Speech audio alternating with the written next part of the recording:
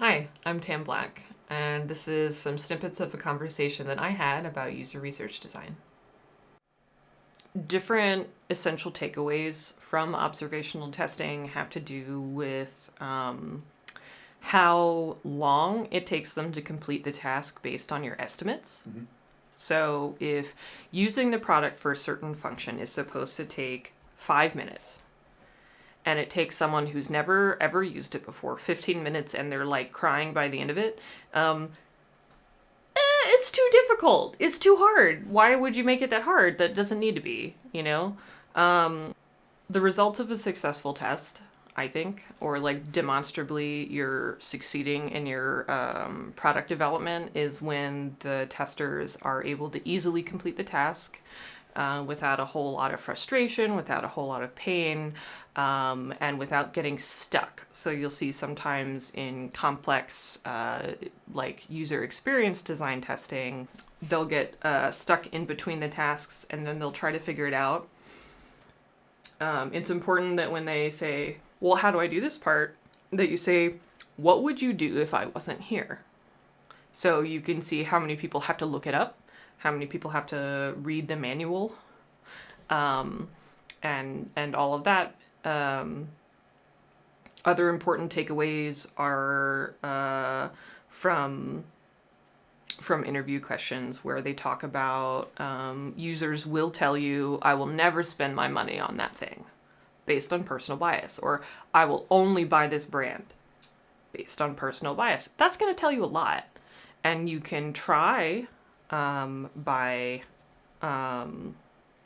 pulling from their favorites to meet that need. But since everybody has different needs, that's a really tricky game because you actually can't please everyone. But what you can do are try to create specific solutions for specific target groups and meet their needs.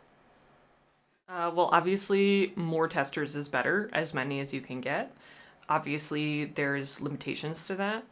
But I would say that in order to get a really good idea of what a user group needs, that you need to have research from at least 50, 60 people, individual people. And in that way, you can identify what data are outliers. Like there could be one person that's part of this user group that's just totally out there, is totally skewed.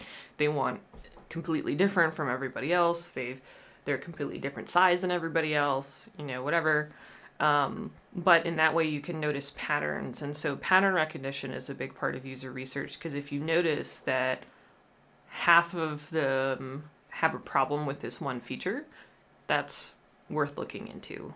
It doesn't have to be everyone, because they'll want to talk up things that they're good at or that they're proud of, and they'll talk down what they're having problems with. So honestly, it's kind of hard to get people to admit why they can't use a product or a system, because they are assuming that it's user error. They're not assuming that it's something that they could affect.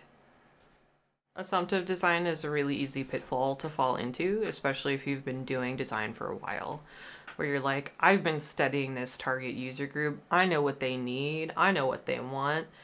Maybe, but it would be better to use actual data for that, by assuming that your target group is obsessed with, say, the color green, and then you make it that color. As it turns out, they hate that color.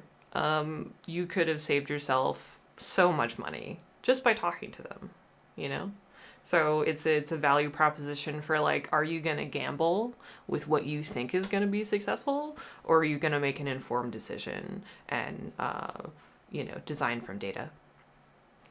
The easiest way to check that is to do prototype testing, is to literally be like, I designed this beautiful machine. Behold, try it. And see how much they love it too, or don't. And like to not take it personally, because it's not about you. Thanks for watching. For more content like this, come back to tamblack.com.